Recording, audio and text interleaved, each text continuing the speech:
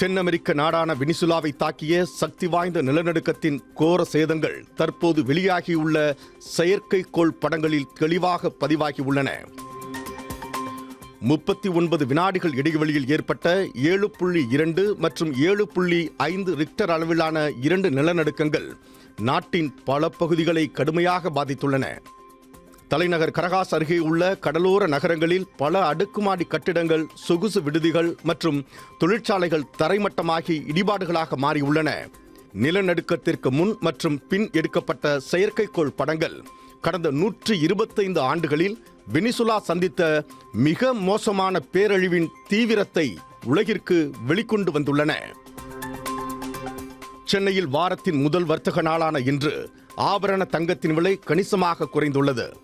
22 carrot தங்கம் கிராமிற்கு 70 குறைந்து 13,300 ரூபாய்க்கும், சவரனுக்கு 560 குறைந்து 1,06,400 ரூபாய்க்கும் விற்பனை செய்யப்படுகிறது.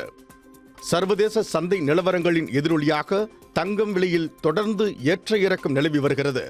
இதற்கிடையில் வெள்ளி விலை கிராமிற்கு 245க்கும், 1 கிலோ 2,45,000 ரூபாய்க்கும் விற்பனையாகிறது.